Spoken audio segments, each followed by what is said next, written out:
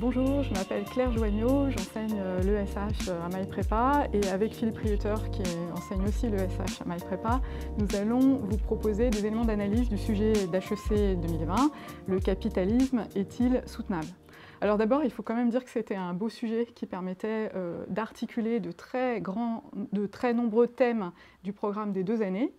et qui pour ça peut paraître faussement simple parce que tout le monde a quelque chose à dire sur ce sujet, tout le monde peut même remplir des copies entières sur ce sujet avant même d'avoir réfléchi au sujet. Donc l'enjeu là de cette analyse, c'est aussi de vous montrer quels étaient les pièges et comment densifier l'analyse, la rendre efficace, performante pour faire ensuite une bonne copie, une bonne problématisation et une bonne copie.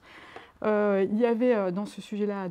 sur ce sujet-là 2 risques majeurs, soit de restreindre trop vite le sujet à une seule de ses dimensions, voire à 2 ou 3 de ses dimensions, mais en fait de réduire le sujet en le rabattant trop vite sur des sujets déjà traités pendant l'année et plus restreints, par exemple la compatibilité des sujets qui porteraient sur la compatibilité entre la croissance et la protection de l'environnement, ou des sujets qui porteraient sur les limites de la croissance, à la fois les limites temporelles, est-ce que la croissance va s'épuiser, et puis les effets négatifs de la croissance, notamment écologiques mais pas seulement. Ça serait une erreur, ça serait vraiment une erreur qui procéderait d'une mauvaise analyse des termes du sujet. Et puis il y a un deuxième risque, c'est que comme on a beaucoup de choses à dire et que les dimensions soulevées par le sujet, les questions soulevées par le sujet sont nombreuses, c'est de ne pas parvenir à les articuler et donc à juxtaposer une série de remarques sur le capitalisme et son caractère soutenable ou pas. Donc, pour pouvoir en fait armer efficacement l'analyse du sujet, ce qui nous paraît très important, c'est vraiment de repartir, comme toujours, de la définition des termes du sujet. Ici, on a 2 termes qui sont des termes bien connus de la langue des économistes et des sociologues, qui sont partagés d'ailleurs par les économistes et par les sociologues, et capitalisme et soutenable. Et c'est des termes qui sont tous les 2 faussement simples, c'est-à-dire qu'on peut se précipiter sur une première définition sans essayer d'articuler les 2 termes, parce qu'il ne s'agit pas de définir d'abord la soutenabilité, puis ensuite le capitalisme, et puis ensuite de balancer une problématique à partir de ça, mais il s'agit bien de s'interroger sur ce qu'on sait de la soutenabilité et ce qu'on sait du capitalisme pour pouvoir faire dialoguer les 2 notions et construire une problématique. Donc c'est ça ce sur quoi on voulait insister. Et toujours dans les ficelles méthodologiques, on voulait insister sur le fait que ce qui compte dans ce cas-là, c'est aussi d'avoir conscience que les mots utilisés dans un sujet peuvent avoir plusieurs sens, plusieurs acceptions, que ces sens sont plus variés dans le temps, et que selon les personnes qui prononcent ces mots, selon les acteurs qui parlent de capitalisme, et l'époque qui fait qu'ils sont en train de parler de capitalisme, ils ne parlent pas forcément exactement de la même réalité, même chose pour la soutenabilité. Donc passer par une histoire de l'usage des termes, c'est souvent un moyen très efficace de problématiser de façon un peu plus sérieuse, un peu plus efficace, plus performante, et donc de faire ensuite un meilleur plan. Ici, la piste des usages des notions, elle était une piste extrêmement précieuse. Si on commence par la soutenabilité, cette soutenabilité, elle nous vient en fait de questions sur le développement et sur le développement durable. En fait, cette notion de soutenabilité, en anglais sustainable, c'est vraiment, elle est apparue dans le débat public avec un rapport que tout le monde connaît et que tout le monde aura cité dans ses copies, qui est le rapport Brundtland de 1987 des Nations Unies, et qui porte un titre qui est important, qui est Notre avenir à tous, qui pose la question justement déjà de la soutenabilité, de la capacité du système à persister dans son être et à continuer dans l'avenir à fonctionner correctement. Et le fait que la notion de soutenabilité, elle soit associée en France d'abord à la notion de développement durable,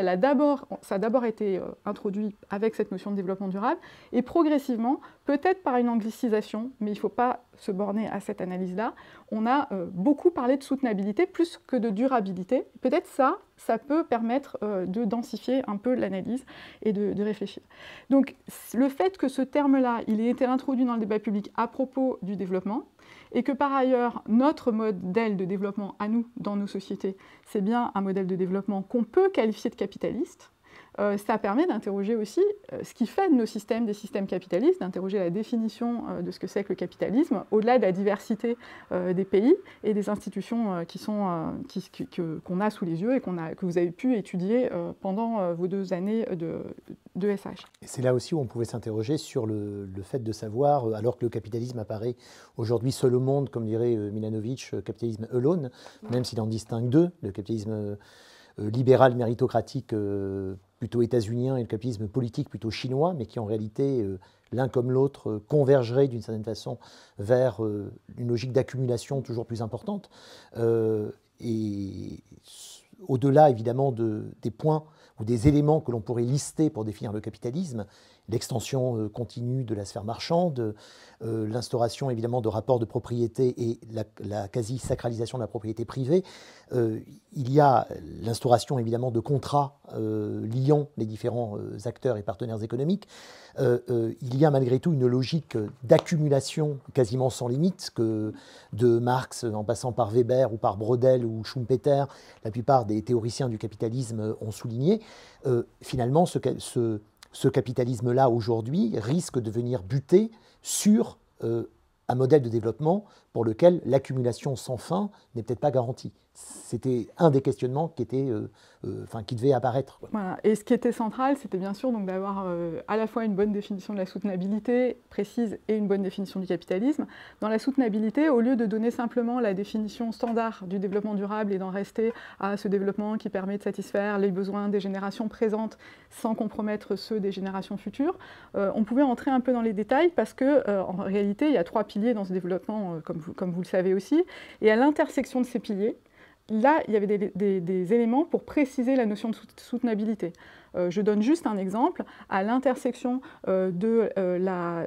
développement environnemental et du développement social, du pilier environnemental et du développement et du pilier social, on a le caractère vivable du mode de développement. Et vivable, ça veut dire supportable, c'est un des sens possibles en termes de réflexion, en termes de bien-être, sur des effets en termes de bien-être de notre modèle de développement qu'il fallait explorer. Je rajoute les 2 autres, viable à long terme, durable, la capacité à continuer à accumuler du capital, des richesses, à produire des richesses pour satisfaire les besoins sans buter sur les frontières dont tu parlais,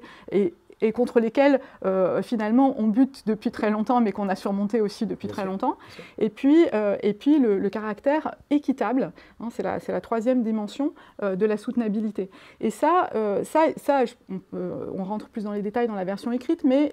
c'est vraiment important de ne pas considérer que soutenable, voilà, ça va de soi. Sur le capitalisme, tu l'as souligné, et peut-être qu'il y a beaucoup de définitions du capitalisme, il fallait en choisir une dans l'introduction, et quitte à la faire bouger ensuite dans le devoir. Ce qui est central dans toutes les définitions, c'est effectivement le processus d'accumulation du capital, d'accumulation méthodique du capital. C'est pas une accumulation insensée, le capitalisme, c'est pas la recherche du gain pour le gain et c'est tout. Pour ça, Weber était très utile, c'est l'accumulation méthodique du capital, on fait des profits, on les réinvestit. Cette accumulation du capital, si elle est bloquée, il n'y a plus de capitalisme. Ça, c'est central, quelle que soit la définition du capitalisme. Après, on pouvait ajouter d'autres éléments, par exemple l'importance du rapport salarial. Et là aussi, ça ouvrait sur des perspectives très importantes qui sont vues à différents moments du programme. Le caractère incomplet du contrat de travail, ce qui se joue dans cette relation salariale, ce qui se joue dans l'engagement des salariés au travail pour permettre la durabilité, la soutenabilité du système capitaliste. Ça, je pense que ceux qui auront ignoré cette dimension-là se seront privés d'éléments très importants qui pourraient bloquer le système. Donc en fait, si on résume ce qu'on vient de dire vite, parce que l'accumulation du capital est centrale dans la dynamique du capitalisme, ce sujet, il vous invitait à réfléchir sur ce qui pouvait bloquer cette accumulation et comment on pouvait surmonter les blocages. Et pourquoi, là aussi, il ne faut pas céder à l'illusion que le capitalisme, ça existe sous une forme unique. Dans le temps et dans l'espace, le capitalisme a évolué, notamment du fait de ces crises. Donc là aussi, vous pouvez intégrer le rôle des crises dans la transformation des institutions du capitalisme et peut-être la capacité très forte, en tout cas c'est la thèse de certains auteurs du capitalisme, à absorber les critiques et à s'adapter et finalement à apprendre de ces crises. Je pense que c'était un des enjeux du sujet, de dire que la soutenabilité, ce n'est pas une soutenabilité une fois pour toutes. Il y a des modèles qui sont plus ou moins adaptés et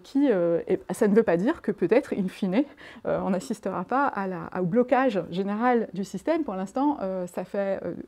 au moins depuis les classiques qu'on pense qu'il y a un moment où l'accumulation du capital va s'arrêter sous différentes formes que vous avez vues au cours de vos 2 ans, mais pour l'instant, ça ne s'est pas produit. Et cette mutation, cette transformation du capitalisme, certains auteurs ont parlé d'institutionnalisation avec le Fordisme, de mutations structurelles qui ont lieu au XXe siècle. Aujourd'hui, c'est évidemment un capitalisme bien plus mondialisé et internationalisé, qui peut aussi buter sur d'autres logiques, puisque évidemment, s'interroger sur la soutenabilité, c'est aussi s'interroger sur des manières de produire. Donc par exemple la question des chaînes de valeur, c'est aussi s'interroger sur des modes de consommation et peut-être rompre avec certaines formes de consommation qui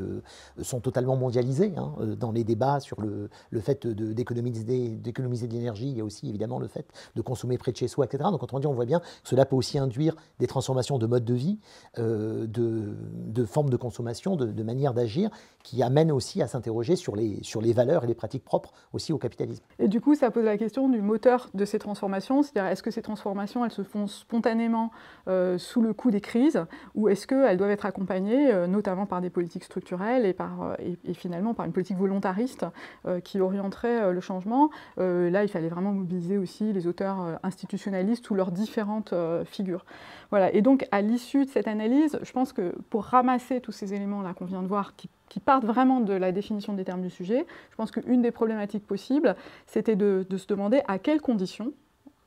avec beaucoup de S, à quelles conditions, l'accumulation méthodique du capital par des acteurs privés permet-elle d'assurer, dans le long terme, l'amélioration du bien-être collectif, hein, puisque le développement, c'est ça, hein, c'est des conséquences positives sur le bien-être collectif. Voilà, donc on retombe sur cette question du développement et des conséquences de la croissance. On pourrait avoir des analyses plus détaillées, notamment des définitions du capitalisme possible et mobilisable et utile du côté des sociologues, et la dimension sociologique du sujet ne saute pas aux yeux à premier abord, mais les sociologues étaient fort utiles en allant sur myprepanews.fr.